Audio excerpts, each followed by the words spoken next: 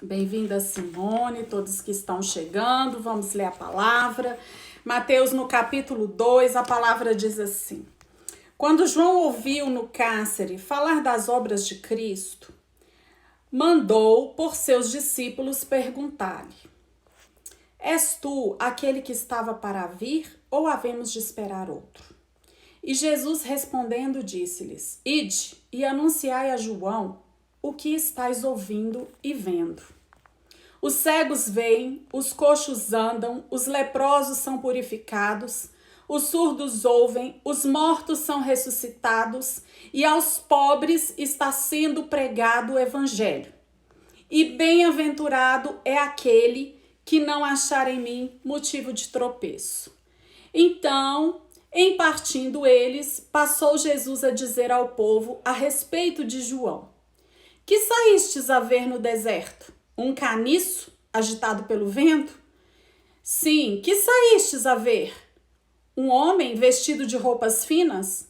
Ora, os que vestem roupas finas assistem nos palácios reais.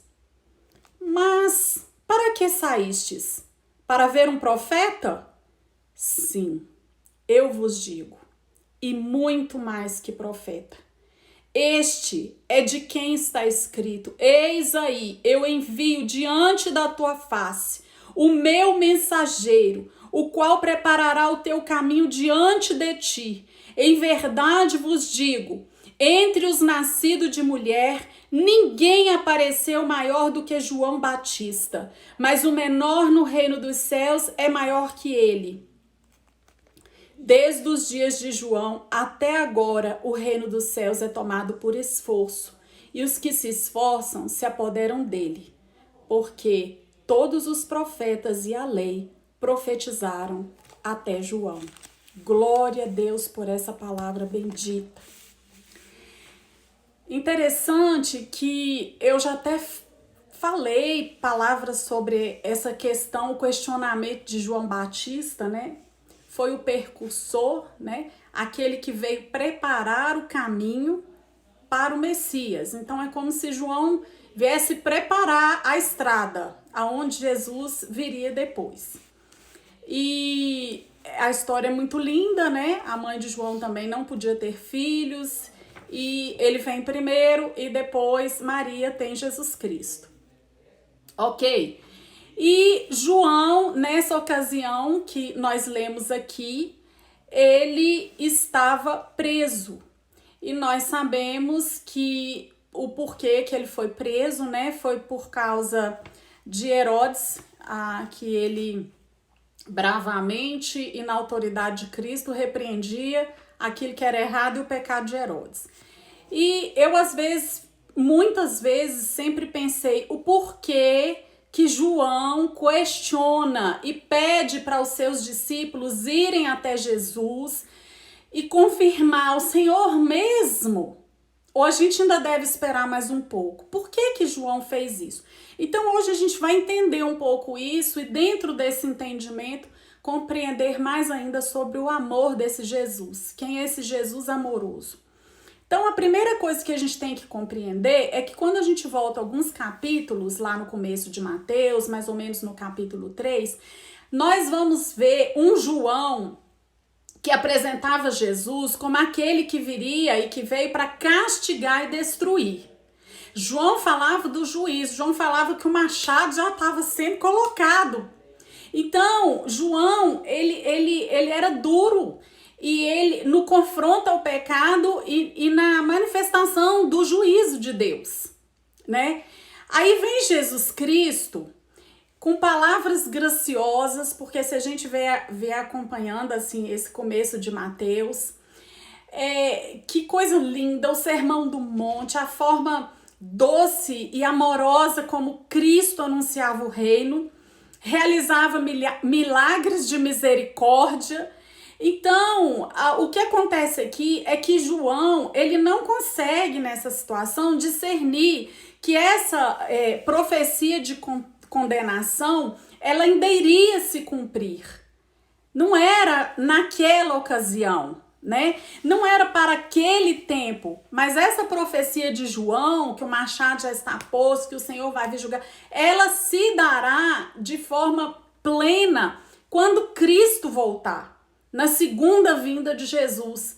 Mas ele estava entendendo que era para aquela época. E não só João. A gente sabe que a igreja também nasce com uma grande expectativa de que Jesus retornasse logo. Vocês lembram que lá em Atos eles tinham tudo em comum, eles repartiam o pão, ninguém passava necessidade, eles vendiam o que tinham, porque eles entendiam que Jesus não ia demorar a voltar, né? E aí acontece que João, dentro dessa perspectiva daquilo que era a convicção dele, ele não conseguiu ver o presente e o futuro na devida perspectiva que deveria ter sido avaliada, né?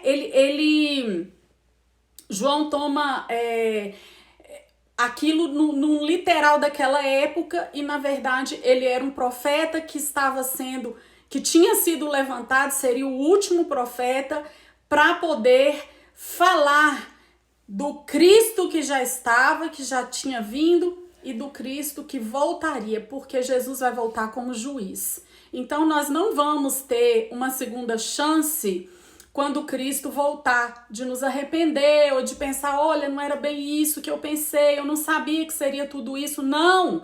Aí não tem mais o que fazer, porque quando ele voltar, ele já vai separar todas as coisas. Então, aqueles que entregaram suas vidas, aqueles que confiaram, que se renderam a Cristo e aqueles que rejeitaram ao Senhor.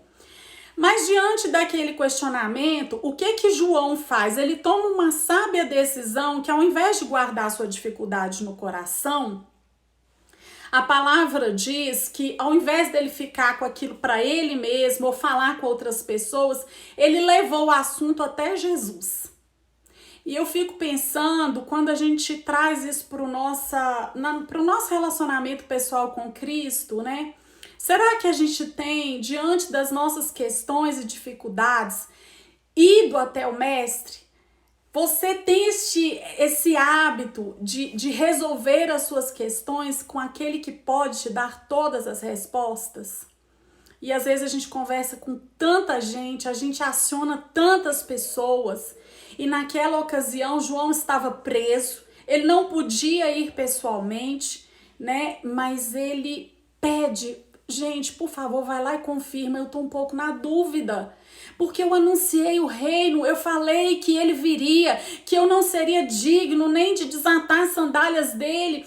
Eu falei muitas coisas, eu até o batizei porque ele disse que era para cumprir a escritura, mas eu tô numa situação muito ruim, eu tô aqui com jurado de morte. Como é que vai ficar a minha situação? E às vezes a gente experimenta lutas na nossa história que nós não temos resposta para todas. Quantas situações adversas nos sobrevêm e a gente se recolhe com indagações, a gente tem questionamentos. E foi o que aconteceu com João. Ele estava preso, mas ele podia receber visita naquela ocasião, e eu imagino ele conversando com os discípulos, olha, será que eu acertei? Será que estava certo? Será que era Jesus mesmo? Será que não vem Jesus ainda? Não seria uma outra situação? E ele leva a sua questão até Cristo. E a coisa mais impressionante é que quando os discípulos de João chegam e falam aquilo com Jesus, Jesus começa a responder para João. Jesus vai no cerne da questão, ele fala diretamente ao coração de João. E ele começa a dizer, como se, em outras palavras, João, você se lembra, João, dessas profecias? Porque o que é que Jesus começa a responder? Os cegos veem, os coxos andam, os leprosos são purificados. Jesus começa a citar o profeta Isaías. Jesus começa a falar de Isaías, capítulo 35, versículos 5 e 6, e diz assim: então se abrirão os olhos dos cegos e se desimpedirão os ouvidos dos surdos, os coxos saltarão como servos, a língua dos mudos cantará, pois águas arrebentarão no deserto e ribeiros no ermo. Depois Jesus fala sobre Isaías capítulo 61, versículo 1, que diz assim: o Espírito do Senhor Deus está sobre mim, porque o Senhor me ungiu para pregar boas novas aos quebrantados, enviou-me a curar os quebrantados de coração, a proclamar libertação aos cativos e a pôr em liberdade os algemados. Jesus traz a mente de João. João, olha a profecia, olha o que você já conhece, já te foi revelado, os profetas falaram. Isaías é considerado quase que o quinto evangelho, foi o profeta messiânico que mais profetizou sobre Jesus Cristo. E Jesus traz isso à memória de João. E nós podemos pensar que Jesus esclarece, né, aquela questão de uma maneira assertiva, de uma maneira amorosa. Fala para João tudo o que está acontecendo. Está se cumprindo o que foi dito. Para quem anda com Deus, como era o caso de João Batista, nós não precisamos de nada além do que a própria palavra de Deus. E Jesus responde trazendo à mente, à memória de João, a própria palavra. E aí, na sequência, né, eu fico pensando assim, que com muito jeito, com esse amor que Jesus tem, ele nos ensina uma coisa através dessa história linda, que é errado a gente condenar uma pessoa com base em um desvio do curso certo. Né? Quem não tem um desvio? Quem não vacila? Quem às vezes não escorrega na fé? Quem às vezes não titubeia? Mas nós não podemos esquecer que Jesus leva em conta toda a nossa história com ele. E ele sabe que assim como João, nós também estamos sujeitos a, às vezes, pensar: Senhor, será que eu estou fazendo certo? Será que o Senhor não esqueceu de mim? Será que o Senhor vai me dar a resposta que eu estou esperando? Quantas situações, queridos, nós enfrentamos nesse sentido. E eu aprendo que o que nos interessa é estar no curso certo. Mas o resvalar os pés é nosso, é do homem, é da nossa fraqueza, é às vezes das dificuldades, reflexo das dificuldades que enfrentamos. E aí, quando eu entendo, né, o carinho de Jesus de mandar essa resposta, de falar de forma tão detalhada, quer dizer, o que Jesus estava fazendo naquele momento era avivar a memória de João Batista, porque às vezes o sofrimento nos faz sucumbir em tristeza e a gente acaba se esquecendo de quem é Jesus e do que ele já fez na nossa história e quais são as promessas dele, né? A palavra diz que quando ele foi subir aos céus, ele falou: olha, eu não vou deixar vocês sozinhos. Eu tô indo, mas eu vou enviar o Espírito Santo e ele estará com vocês todos os dias.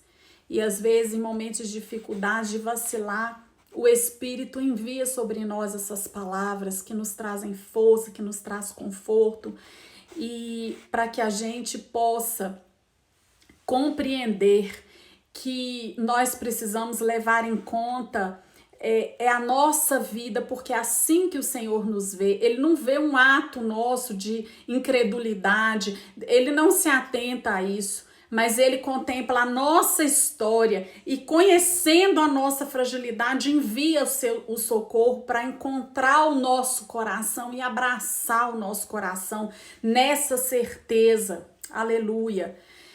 E aí agora eu queria falar sobre o amor de Jesus revelando quem é João Batista. Porque eu andei pensando quando eu fui estudar esse texto e eu confesso que eu chorei muito diante de Deus, porque Jesus podia ter feito coisas bem diferentes do que ele fez aqui. Vocês concordam? Jesus ali, fazendo o ministério dele com toda excelência, a palavra diz que todos eram curados, todos que se chegavam até Jesus não eram dispensados, sem receber uma bênção. Então você imagina o cansaço de Jesus, Jesus ali focado naquilo que o Pai o tinha designado a fazer, e vinha uma questão dessa. Olha, é porque é o seguinte, mestre, João tá querendo saber se é para esperar um outro ou se é o Senhor mesmo. E eu fico pensando que Jesus poderia ter dito, você fala para João que eu o repreendo na minha autoridade. Quantas respostas Jesus poderia ter dado? Ou falado, não vou mandar resposta nenhuma para João, não. Fala para ele aquietar o coração dele. Mas Jesus, ele é amoroso. Ele tem uma forma de nos tratar porque ele nos conhece. Só Cristo conhece a nossa fragilidade. Nós podemos caminhar com uma pessoa, ficar íntimo dessa pessoa, conhecer um pouco essa pessoa, mas somente aquele que te criou é que conhece o nível da sua fragilidade. E Jesus demonstra, dá aquela resposta amorosa e fala assim, porque a palavra dele é consolo, e ele manda aqueles discípulos de volta, relata isso para João, porque isso vai trazer à mente dele a profecia cumprida, aleluia. E aí Jesus estava diante de pessoas na hora que tudo isso aconteceu. Imagina, tinha ali os discípulos, tinha gente assistindo aquela cena. E eu fico pensando no amor de Cristo, em colocar claramente, em se preocupar, em esclarecer quem verdadeiramente é João. Porque se Jesus podia ter continuado a fazer o que ele estava fazendo, mas o que a gente vê, e está aqui no subtítulo, né, na revista atualizada, diz, Jesus dá testemunho de João. Mesmo depois de receber essa pergunta, talvez ser questionado, né? Porque mais soou um questionamento. Mas Jesus dá testemunho. Porque Jesus não se atenta a um erro ou uma resvalada que eu ou você possa dar. Ele contempla toda a nossa história e caminhada com ele.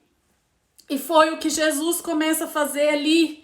E diante daquelas pessoas que estavam naquela ocasião, Jesus começa a fazer algumas perguntas e ele diz assim, o que saístes a ver no deserto?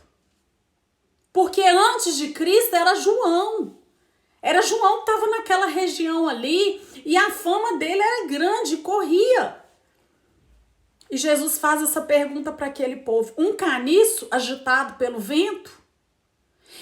E o que está implícito aqui é que a resposta de Jesus é não.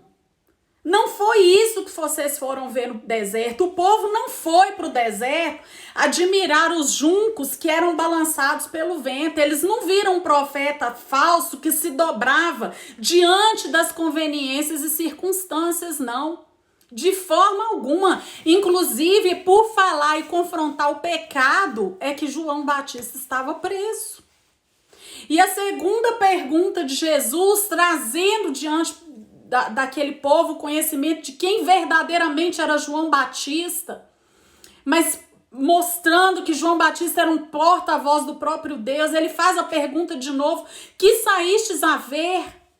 Um homem vestido de roupas finas?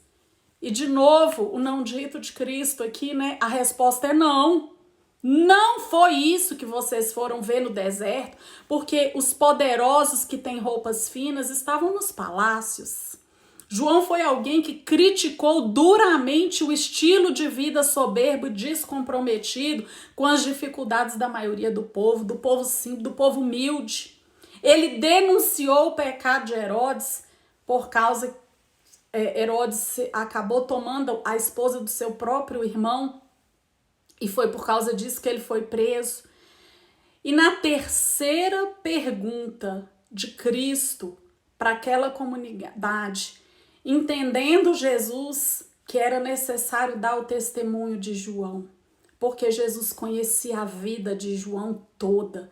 Jesus sabia tudo que João tinha feito. Jesus não se deteve a um questionamento, a um resvalar dos pés de João, a talvez uma dúvida que pairou o coração e a mente de João. Cristo não se importou com isso. E o Senhor começou a falar, mas o que saístes para ver? Para ver um profeta? E aqui Jesus responde um sim. Sim, Jesus disse que João era mais do que um profeta. Ele era muito mais do que um profeta. Moisés, Isaías, Jeremias, outros anunciaram o Messias. Mas João foi o profeta que encerrou a antiga aliança. Por isso que foi João pessoalmente que anuncia a chegada da própria nova aliança, da nova aliança. E a chegada da nova aliança era Cristo, né? Que agora é a nova aliança. Por isso que quando a gente vai celebrar a ceia, a gente fala, essa é a nova aliança do meu sangue, né? Por quê? Porque o sangue de Cristo foi derramado, não há mais sacrifícios de animais e agora nós nos apropriamos por fé e fazemos parte dessa nova aliança, fomos incluídos por Cristo nessa nova aliança. Quer dizer, João foi quem primeiro anunciou isso. João foi o último profeta da antiga aliança. Lá no versículo 11 diz assim, em verdade vos digo, entre os nascidos de mulher, ninguém apareceu maior do que João Batista, mas o menor no reino dos céus é maior que ele. Por que Jesus falou sobre que ele seria o maior no reino, agora seria menor ainda do que João? Por quê? Porque João foi o maior profeta da antiga aliança. Ele foi um objeto de profecia. E porque Jesus disse que o menor no reino dos céus é maior do que João, por que Jesus colocou essa palavra aqui no versículo 11? Porque na nova aliança, mesmo o menor tem o privilégio de usufruir a graça de Deus e a permanência e a presença permanente do Espírito Santo. O Espírito Santo veio para ficar. Nós fazemos parte dessa nova aliança. Este é um tempo de grande privilégio, onde os profetas todos esperavam, anunciaram, eles pré-anunciaram tudo isso. João foi o último. E agora a nova aliança veio. E nós sabemos que depois que Jesus volta, né, ele fala para o pessoal ir para Jerusalém, permanecer lá, porque o Espírito Santo desceria sobre a igreja. E a igreja teria companhia, a igreja não ia andar só, até Jesus voltar. E aí, essa é uma aliança superior. Por quê? Porque já foi cumprido. Não tem, nós só estamos aguardando agora a volta dele como juiz, né? Para julgar todas as coisas, porque ele virá como rei e como juiz. E por que é superior, né? Porque a redenção proporcionada por Jesus na nova aliança é incomparável com os tempos antigos. Porque agora a redenção se manifestou.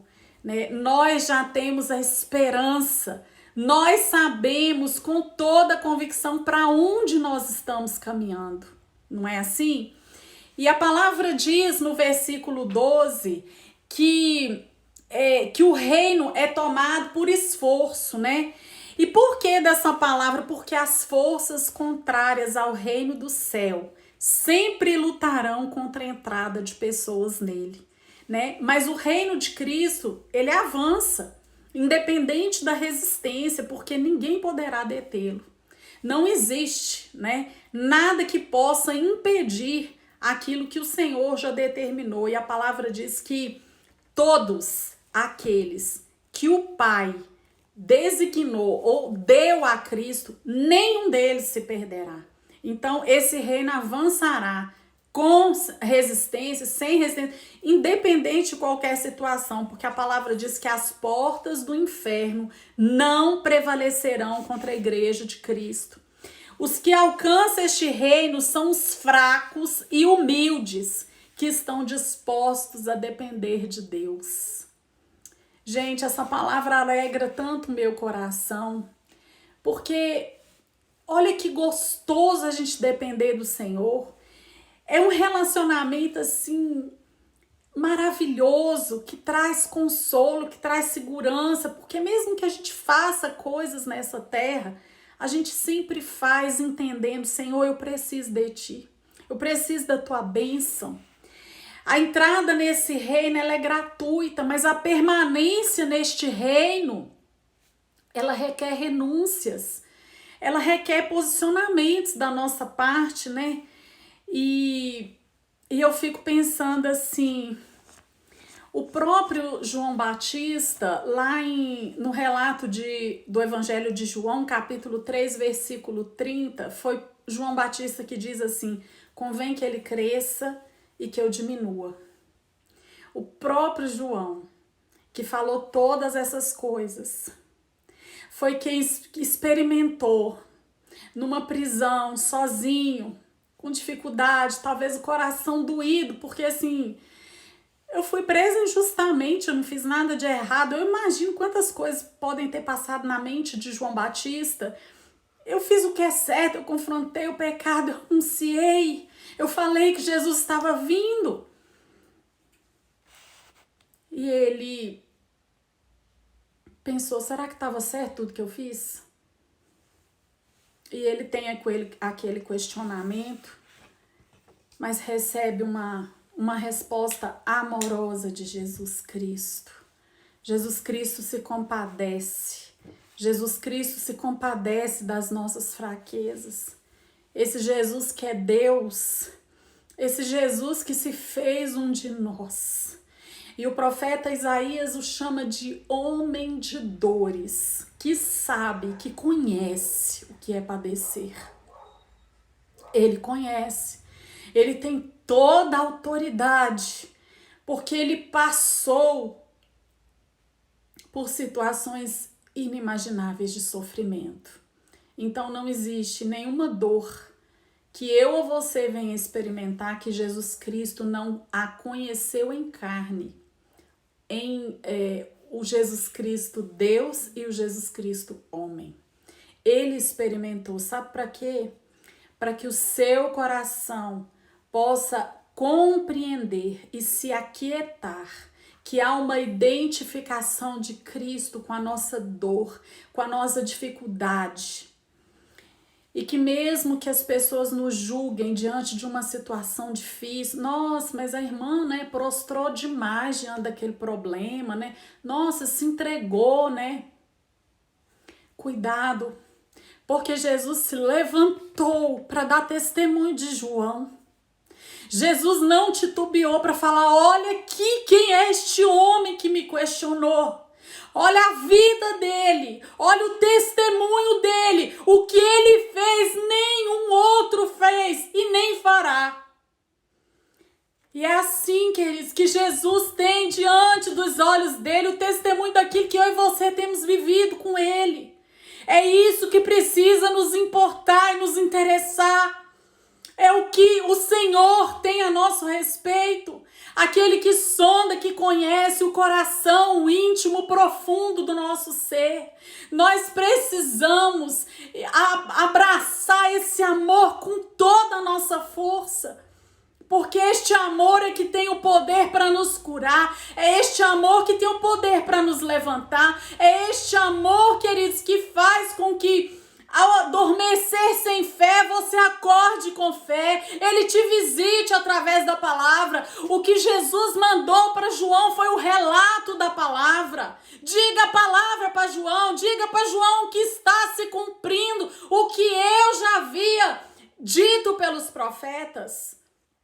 Esse é o Jesus que nós servimos. Esse é o Jesus que se compadece de mim, de você. Esse é o Jesus que em tempos onde ninguém te entende, se levanta e dá testemunho a seu favor, porque ele não se detém num resvalar dos seus pés, mas ele contempla a sua história, ele olha de cima toda a sua caminhada com ele. E importa que a gente caminhe, queridos, como foi dito na semana passada, nessa fé que só tenha um só desejo, de agradar a Deus. Essa fé que nós precisamos, de agradar o Mestre, Senhor, que eu seja achada por Ti, que eu seja encontrada pelo Senhor. Queridos, essa é a palavra que o Senhor me deu para compartilhar com vocês nessa noite. É muito lindo, medite mais sobre isso. Pensa como que o próprio Cristo, ele não precisava dar aquele testemunho de João. Ele não precisava falar para as pessoas quem verdadeiramente era João. Mas é esse tipo de amor que se manifestou na minha e na sua história. É um amor que a gente nunca vai entender, nós não somos dignos dele, mas é assim que funciona. É um amor que dá testemunho a respeito daquilo que você já viveu com ele, daquilo que a gente vive com ele.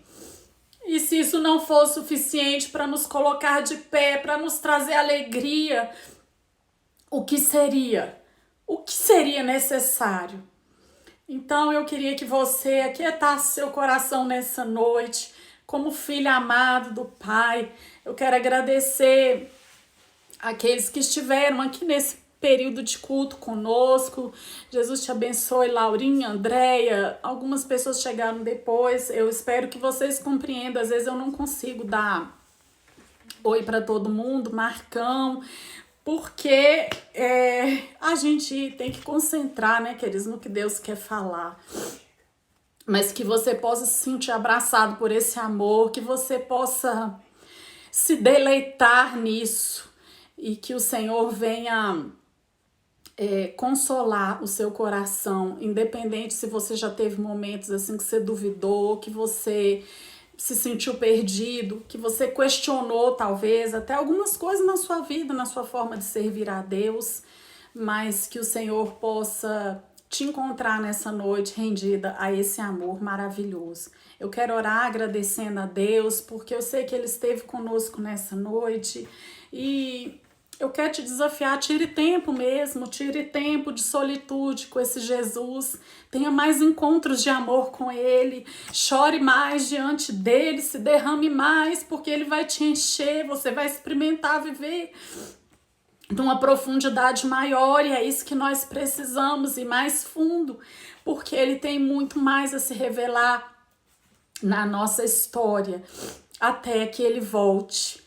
E voltará como nosso rei, mas voltará como juiz e julgará as obras más e aqueles que o rejeitaram.